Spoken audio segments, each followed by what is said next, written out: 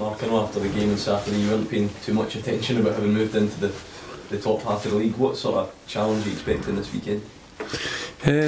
Well, I think Hearts are firmly established as now probably top 4 with the sort of re-emergence of Rangers. Certainly this year the top 3.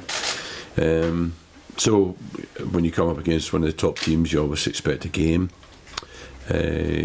especially at Tynecastle. But the only thing I'd say is that I think it's one of the best places to play. You know, I mean, away from Celtic and Rangers, you know, it's probably as a player the place I enjoyed playing the most. I have good memories of playing there.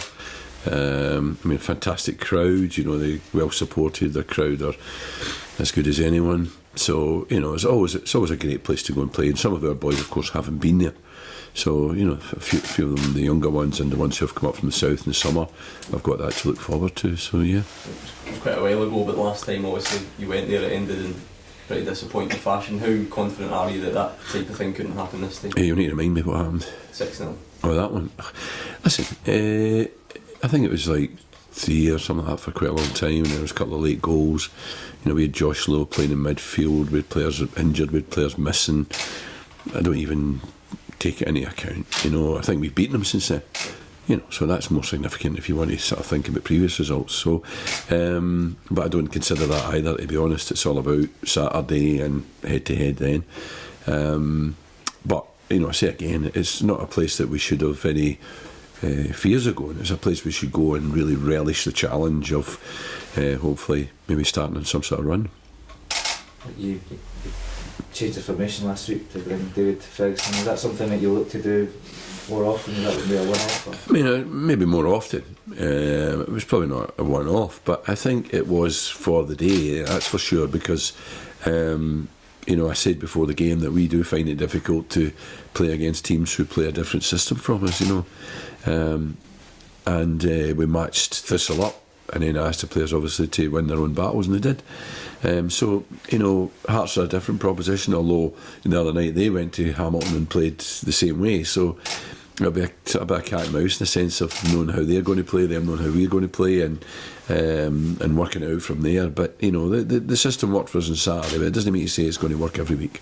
I've seen other teams playing that way the last few weeks as well, Celtic. And is that kind of what happens sometimes? One manager goes that way, and then people have to kind of work out what to do to I think you have to, absolutely. I mean, for different reasons. You know, we did it because, as I say, my players don't cope with, you know, an extra man in midfield or an extra man at the back, or you know, we just don't.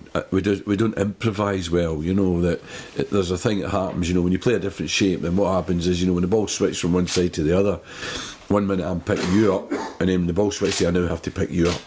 When it's matched up and the ball switched, we're marking the same man, so there's no ambiguity, and that's what the system, when you match them up, does for your team. And that's what I did on Saturday. I took away any doubts and said, you're playing against him, you're playing against him, you're playing against him, and everybody in the park knew wherever the ball in the park was, that's who they were playing against, you know.